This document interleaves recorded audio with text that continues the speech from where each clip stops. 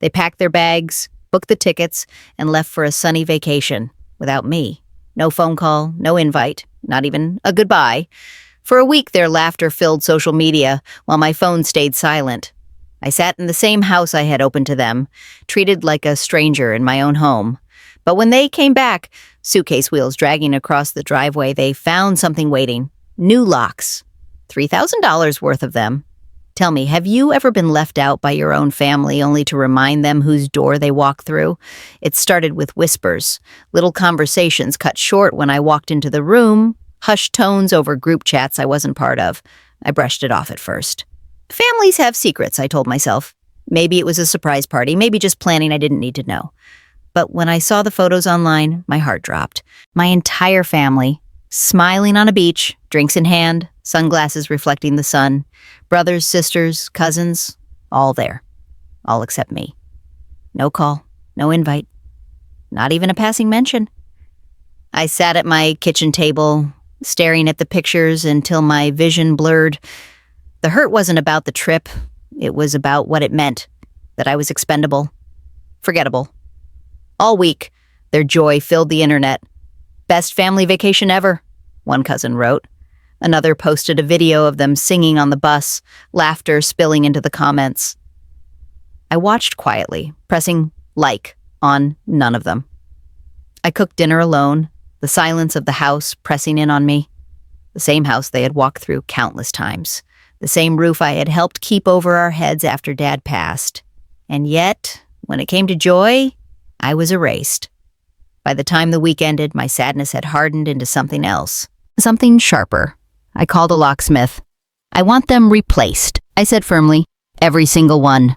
The front door, the back door, the garage, the shed. The man raised an eyebrow when I chose the top-grade security system. These are pricey. Nearly $3,000 for the whole setup. I nodded. Do it. As I watched him remove the old locks, I felt a strange sense of relief. Every screw that came loose felt like a piece of my hurt being undone. Every new lock installed was a boundary drawn, a line in steel. When he finished, he handed me the new keys. They gleamed in my palm, heavy with more than just metal. They carried dignity. For the first time all week, I smiled. Because when they came back, it wouldn't be the same house they had left behind. It would be mine. The day they came back, I was sitting on the porch with a cup of tea. I heard the familiar rumble of cars pulling into the driveway, the thud of suitcase wheels rolling across the pavement, voices loud with post-vacation excitement. "Home sweet home," my sister called out, laughter in her tone. But when she reached for the front door, her smile froze. The key wouldn't turn. She jiggled it harder, her brows furrowing. That's strange. One by one, they all tried. Brothers, cousins, even Mom's old spare. Each key clattered uselessly in the new lock. Confusion spread across their faces. Finally, my brother turned to me. "What's going on?" "Did the lock jam?" I sipped my tea calmly. No, the locks were changed. Their heads snapped toward me, eyes wide. "Changed?" my cousin repeated. "Yes," I said, standing. $3,000 worth of brand new locks. Top-grade security. Only one set of keys exists. The silence was instant, heavy as stone. My sister blinked, her voice trembling between shock and outrage. "Why would you do that?" I set my teacup down carefully. "Why? Maybe because while you were sipping cocktails on a beach, I was sitting here in the house you forgot I lived in, watching pictures and videos of the family vacation I wasn't even told about. Faces reddened. A few shuffled awkwardly. My brother muttered, 'We didn't think you want to come.' 'Didn't think,' I repeated, my voice sharp now. 'You didn't ask. You didn't invite. You erased me from my own family, then waltzed back expecting to walk into a house like nothing happened.' They exchanged glances, guilt flickering behind the defensiveness. My sister crossed her arms. 'You didn't have to go this far.' Changing all the locks? Really? I met her stare without blinking. Yes, because this house isn't a revolving door. It's mine. And from now on, if you want to come in, you'll knock. You'll wait. And you'll remember that I don't owe you access just because we share blood." The words landed hard. A cousin opened his mouth to protest, then closed it again. No one had expected this. They had left me behind, certain I'd be sitting quietly, waiting for scraps of their attention. Instead, they returned to find me standing tall, keys jingling in my pocket, boundaries carved into steel. The silence stretched until finally my brother sighed. "So, do we get keys?" I smiled faintly, shaking my head. "Not today." The air shifted then. No one laughed, no one cheered. They gathered their bags, uncertain, humbled, and for the first time in years, I felt the balance tilt, because they'd walked away from me without a second thought, and I just reminded them that this home, this life, wasn't theirs to take for granted. They stood clustered on the porch, luggage at their feet, eyes darting between me and the locked door. The excitement of their vacation had drained away, replaced by unease. My sister finally broke the silence. "You can't just keep us out. This is the family home." I straightened, the keys heavy in my pocket. "Correction. It's my home. I pay the bills. I maintain it. I've carried the weight while the rest of you treated it like a free hotel," murmurs rippled through the group. A cousin whispered, "She's right," but was quickly hushed. My brother stepped forward, trying to soften the blow. "Look, maybe we should have invited you." "But changing all the locks? That's extreme." "Extreme?" I snapped, my voice rising. "You think being forgotten, excluded, humiliated while watching you all flaunt your trip online wasn't extreme? You made it clear I didn't matter." "So I made it clear this house isn't yours to walk into whenever you please." The sting of my words left them speechless. I took a deep breath, steadying myself. "You want access? Then you'll earn it. From now on, if you want to step foot in this house, it'll be on my terms." My sister scoffed. "Terms? Like what, we sign a contract?" "Yes." "Yeah. How?" I said firmly, in a way. "The contract is respect.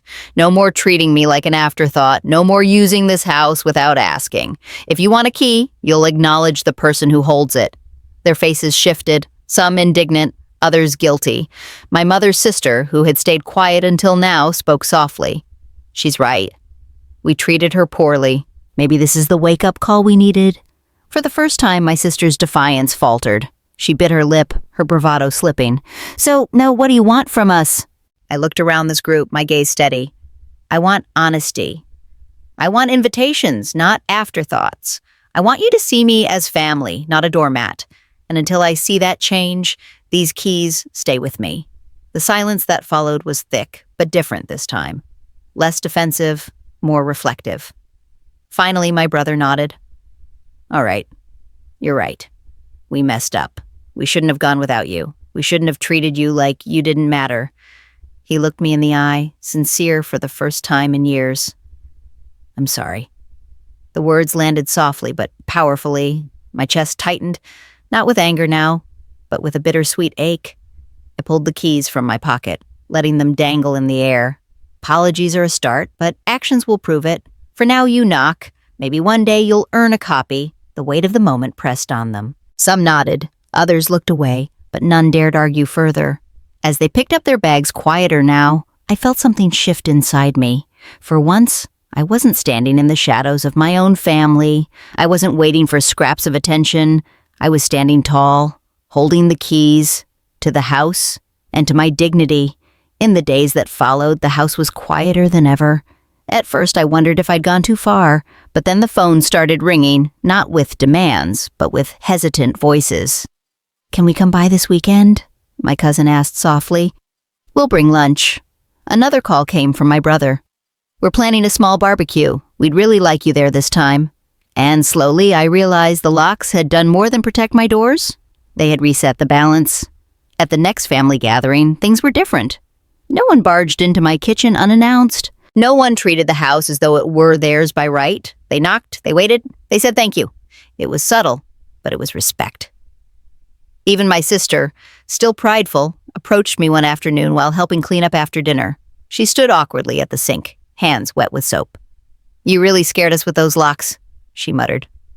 I dried a plate, glancing at her. "Good. Maybe that's what it took to make you see me." She sighed, her shoulders slumping. "We were wrong. We shouldn't have left you out. It was selfish. The words weren't perfect, but they were something. And for the first time in a long time, I didn't feel invisible to her. The lock stayed, of course. $3,000 of polished steel shining each time I turned the key. Not just hardware, but a symbol. A reminder that boundaries aren't cruelty, they're necessary. Weeks later, I found myself sitting on the porch again, tea in hand, watching the family pull up for Sunday dinner.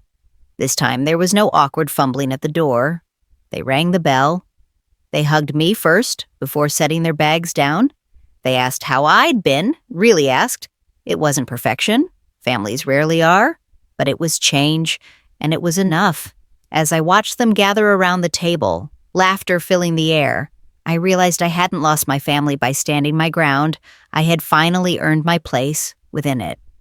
And that $3,000, worth every single penny. Because sometimes it takes a lock to unlock respect, and in the end, it wasn't just about new locks. It was about boundaries. They thought leaving me behind meant I'd stay quiet, waiting for scraps of their attention.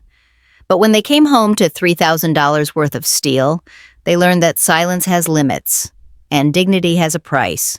The locks didn't just keep doors closed. They opened eyes. For the first time, they saw me as more than background. They saw me as someone who deserved respect. So let me ask you, have you ever been left out, only to show people you were stronger than they imagined? How did you set your boundaries? Share your story in the comments, and stay tuned for more tales where quiet strength turns neglect into respect.